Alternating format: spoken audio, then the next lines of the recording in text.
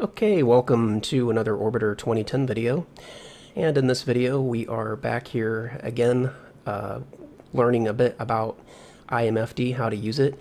And of course, I have Dimitri here with me today on Skype, because if it were up to me to teach you how to use IMFD, we would be in a lot of trouble. In the last video, we set up our plan again to get out to the moon, but we took a slightly different approach to it. Instead of using the, I actually forget the name of that program, the Delta. The target intercept program. Yeah. Instead of using that, we use the delta velocity and map programs, which are way more efficient. You can make a single burn from a low Earth orbit and arrive at the moon at whatever periapsis altitude you have pre-selected, and already be aligned with the base of your choice.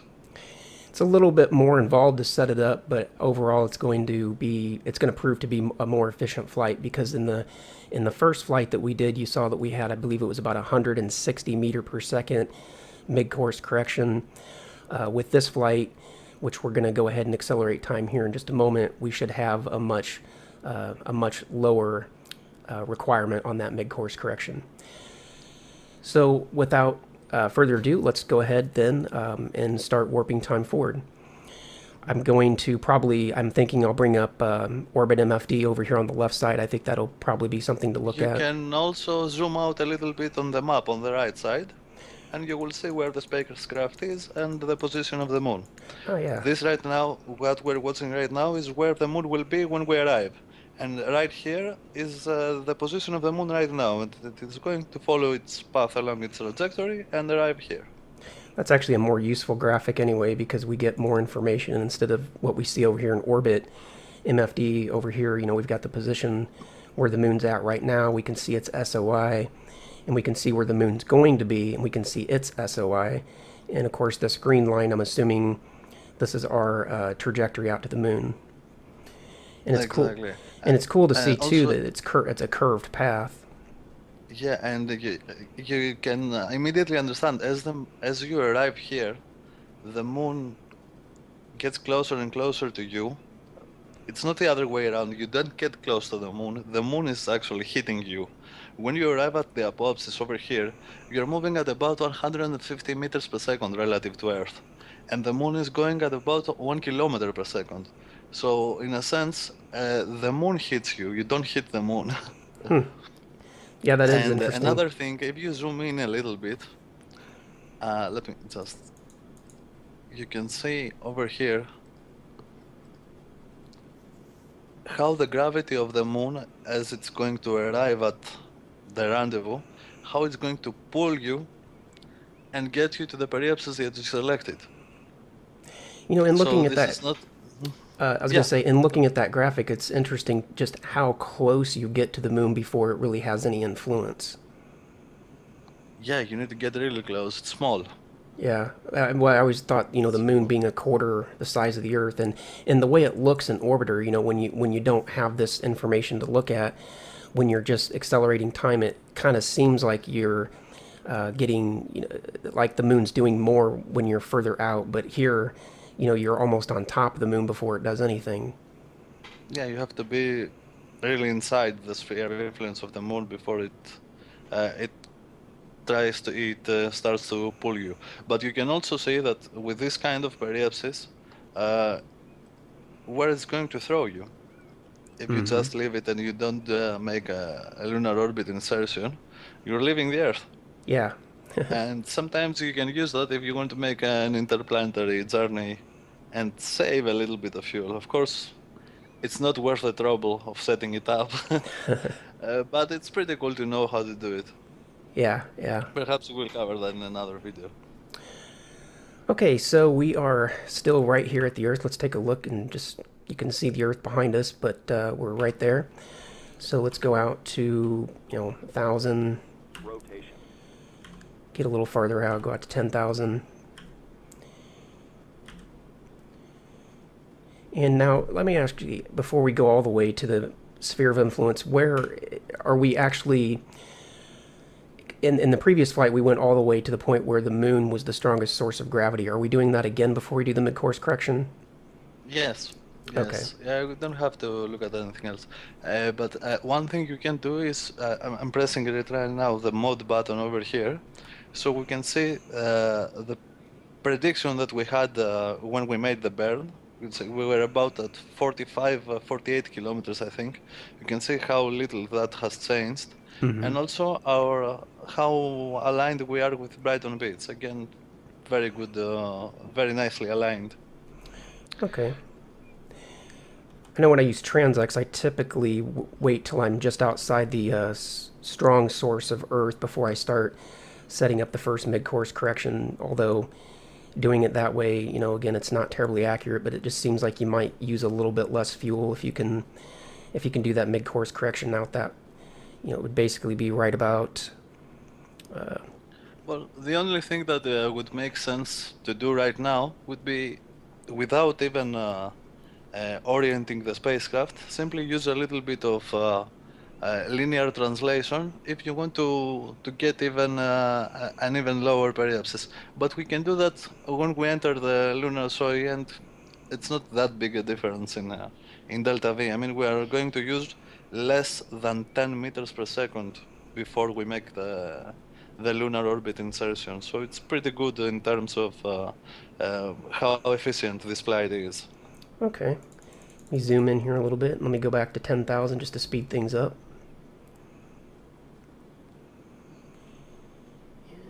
See the moon coming around, and we're technically not entering the sphere of influence yet, but Exactly that. You have not entered it yet. When you get inside this, you're inside the lunar sphere of influence. You can also switch over here to the moon on the left side on yeah, orbit MFD. do that. Let me reference the moon.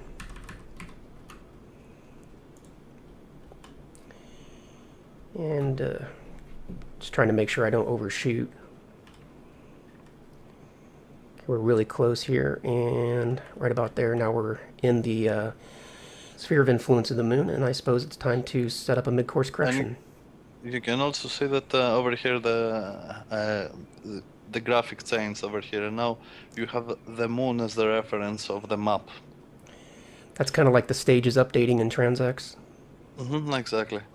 You can zoom in a little bit if you want. Okay. Now, let's leave that as it is over here. On the left side, you can open up again Interplanetary MFD. Okay. Okay, hit the menu button and go to the base approach program. Okay, now to get out of this program, do we just press menu? Okay, yeah. Exactly. Target Brighton Beach. Set your periapsis altitude. Okay, and we can do set, and we have to remember to put a K after it, because otherwise it's just 20 meters.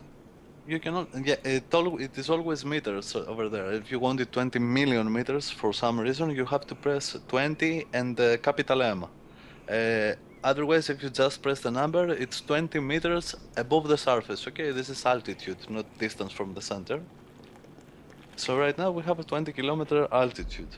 And now you have to select from the approach for this, the base approach program. You want to say what you want to approach for, and you want to approach for an orbit insert. Okay. What's the difference between, re-entry, I'm assuming, of course, is if you want to, like atmospheric re-entry? Yes. Okay. Or if you want to do a direct landing at the moon. Okay. So you can see right now that we only need 2.9 meters per second Wow. to make this to align perfectly with the base this distance, and to have this altitude over here, 20 kilometers. Sometimes it's a little bit better to leave this maneuver for later. I usually wait until it goes up to 5 meters per second, so I go a little bit deeper inside the lunar soil. and make the burn then. And that's just for improved accuracy.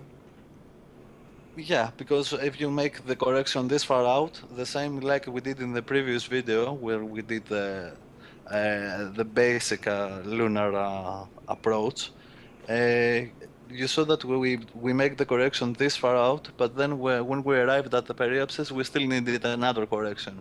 Yeah, because it went from 20 kilometers to 33 kilometers in that other one. Mm-hmm. And we were 17 kilometers off from the base. Yeah, and 14. you also whatever we do here, we can directly see the effects on the map, which is going to be a little bit more accurate than what the program says, especially this far out. Okay. And so if you wanted to do this burn here, there's no additional fiddling that you have to do. So No, IMFD is... simply page, burn vector, and either the auto burn, or in this case, it's not even worth orienting the spacecraft. I mean, you're going to waste more fuel. You simply use linear RCS and you follow the burn vector with linear RCS. We can do it right now if you want, but I'd wait. Let's go a little bit deeper inside the lunar soil until we have about 5 meters per second correction to make. Yeah, let's do that, and let's definitely bring up the burn vector so we can see how you can do the burn without wasting the fuel of orienting. I understand what you're saying, but I think it'll be good to illustrate that point. So let's warp time forward. How close do you think we should get? You said till the DV gets up to about 5? You look, yeah. Okay. It may drop before it goes up again.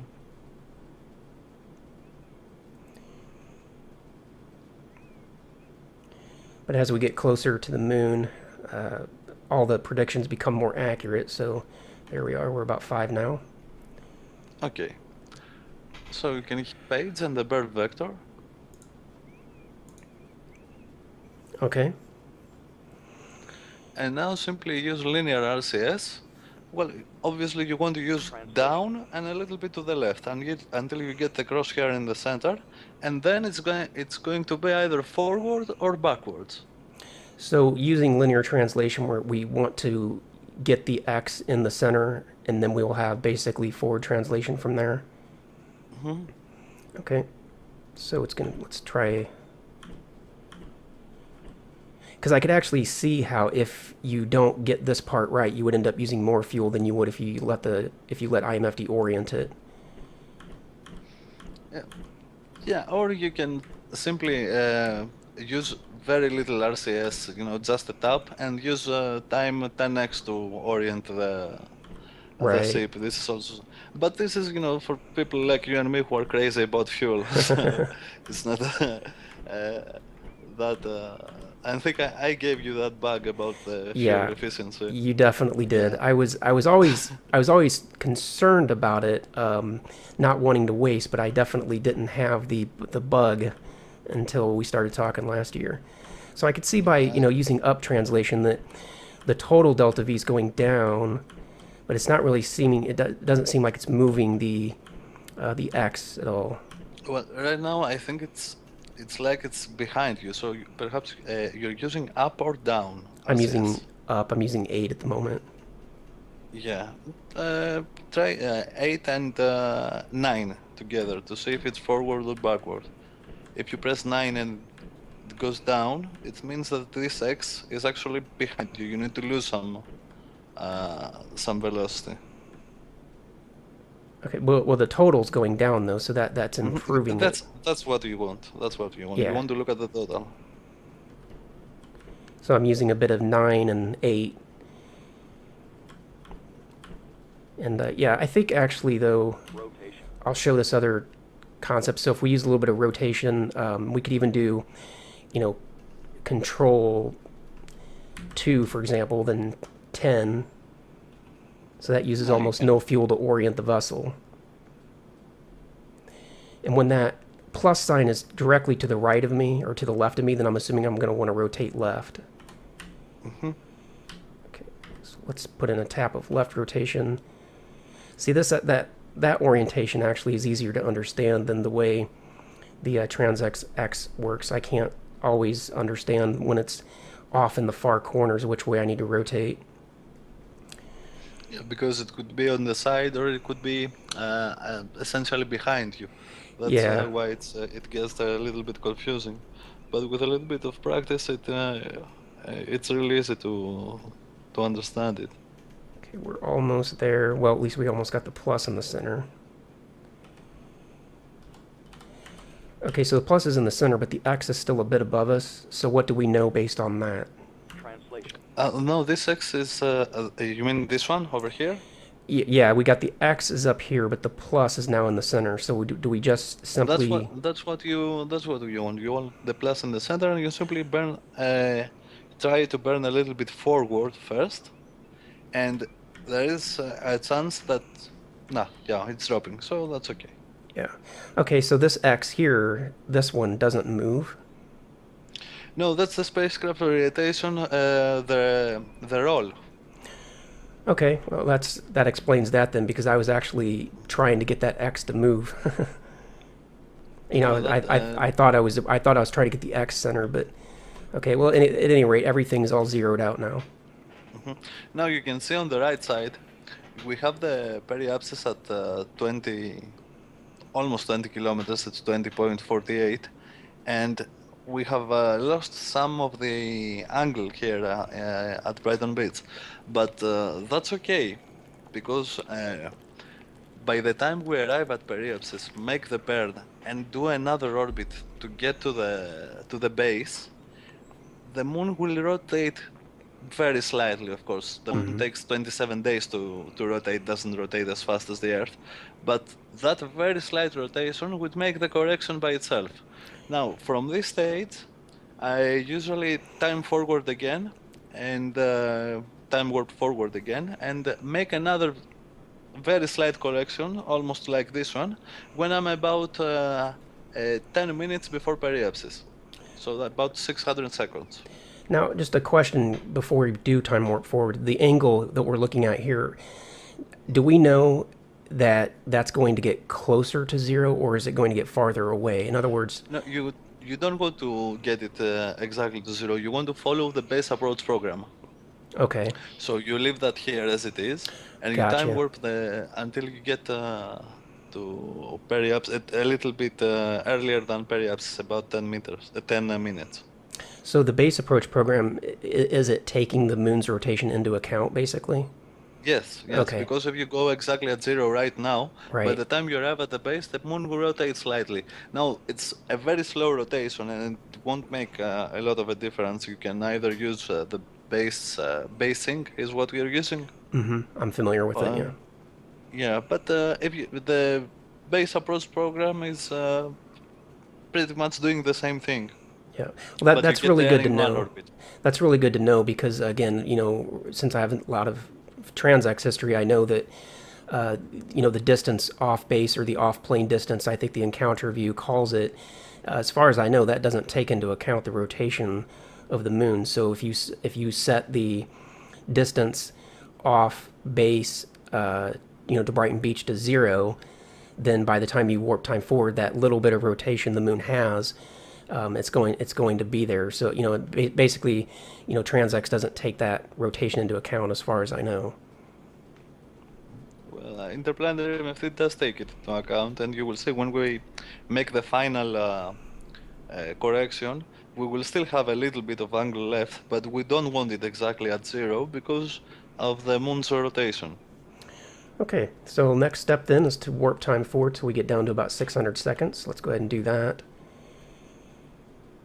Being careful not to overshoot. Here I have, let's say, something like a rule. Either it gets to 600 seconds or this goes above 5, because I don't want to use more than 10 meters per second for my correction. Right. But that's just me, okay? So either this goes above 5 or this goes to 600. Whichever comes first. Comes first, exactly. Yeah.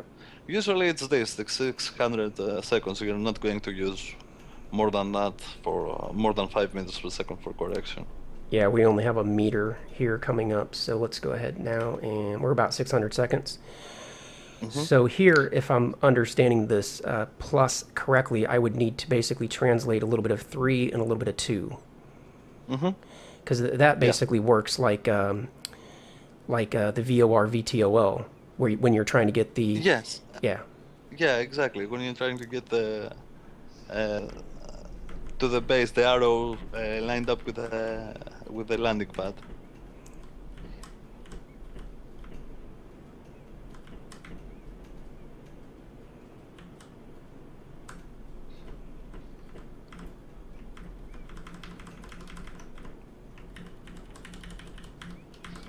Okay, we're basically 0. I don't suppose that I can't get that Nah, last little you're bit, okay. 0.01, but You're okay, you're fine. And you can see now you're exactly at 20 kilometers, and there is a little bit of angle left, which is taking into account the rotation of the moon. okay. So then, obviously, circularization is going to be the next step. Exactly. And do we do You can that the either do same it on way? the exactly the same way. You go to the orbital program from the menu.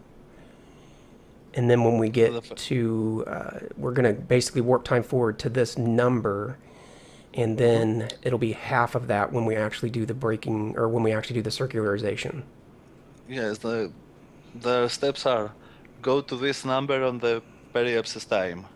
Hit the AB button to orient the spacecraft. Don't let it make the burn. Simply orient the spacecraft and hit the AB button again just before the burn. And then wait until this number is half the burn time, and then you make the burn. Okay, that makes sense. So let's do that. We did that before, so we should be at least partially familiar with that. So this number was showing about 74 seconds. So we're going to warp time forward till the PET over here says 74 seconds. Then we're going to press the AB button just to let it orient the vessel, but not actually let it do the burn. And then once we get to the PET gets to half of whatever that number is at that time, then we press the AB button to actually do the burn. Okay, now let me clarify here something. I use that with a Delta glider, okay? If you had a very big ship that takes a long time to turn around and orient itself, like the Arrow, it would probably be better to do the orientation ahead of time instead of using this way. Good point. Yeah, some of the vessels do take quite a bit more time to orient. Even the Vanguard takes more time than the Delta Mhm. Glider or XR2.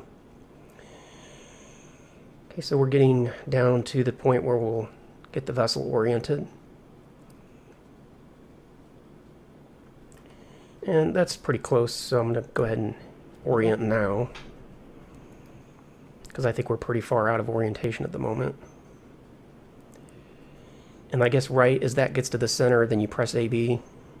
Yeah, when it gets close to this circle, you press AB again and do the rest of the orientation by hand. Okay. Now, when PET is going to be about 29 seconds, then we auto You're burn. going to also give it a second more because it will have to turn a little bit. Okay, yeah. Or you can turn it yourself now. Yeah, let's do that just for practice. So we're going to need to go a little bit this way. And a little bit, oh, that's the wrong way, a little bit down. So now we should be oriented. Okay, so AB at 29. And we'll do it at 30.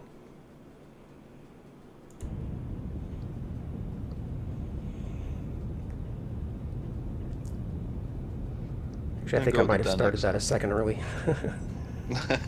Because as I looked over, I saw that the BT had come down a little bit more. I'm going to change that projection. I don't like that ecliptic projection.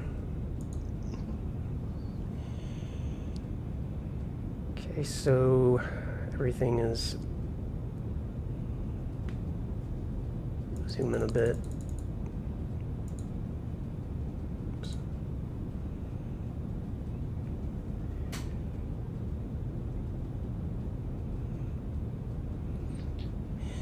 We have the moon periapsis as the center of the map right now. You can switch if you want to simply the moon and get the moon nicely in the center of the map. But anyway, we're done right now. Is it P-moon? No, simply moon this time. Okay. Oh, P is periapsis. Okay.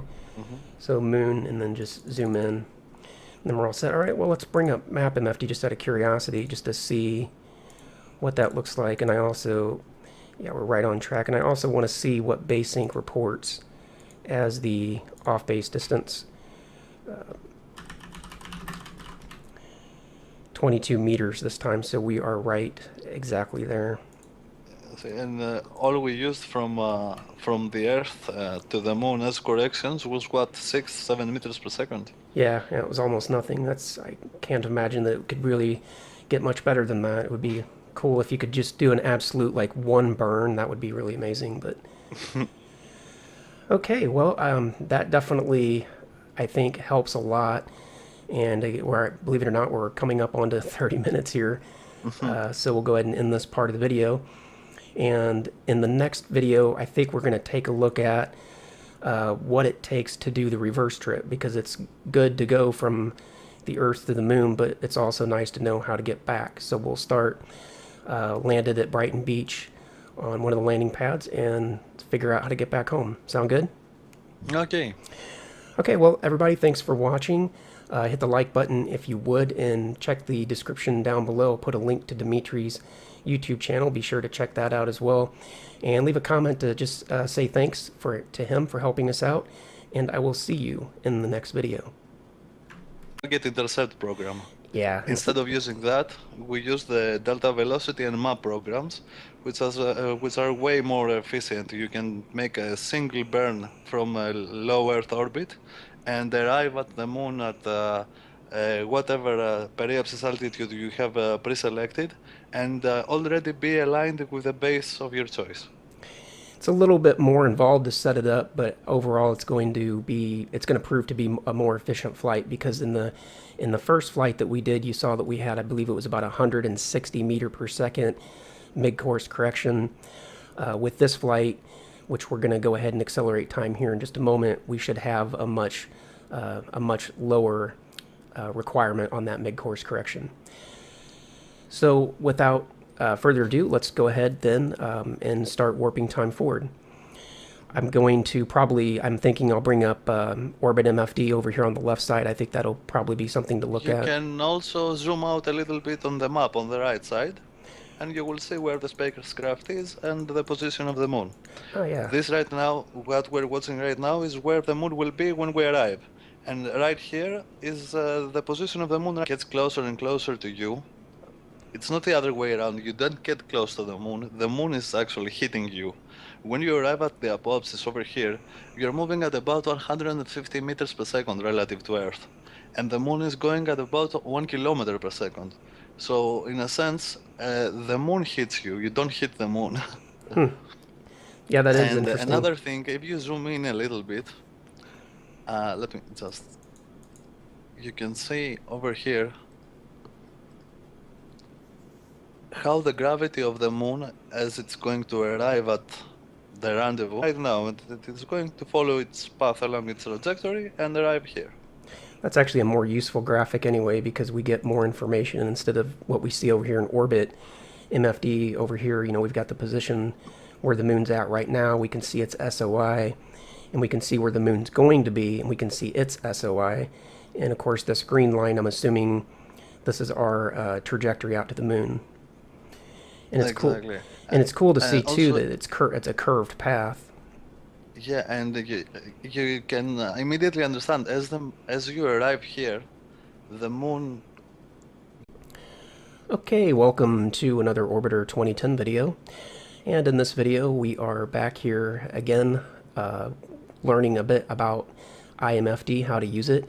And of course, I have Dimitri here with me today on Skype, because if it were up to me to teach you how to use IMFD, we would be in a lot of trouble.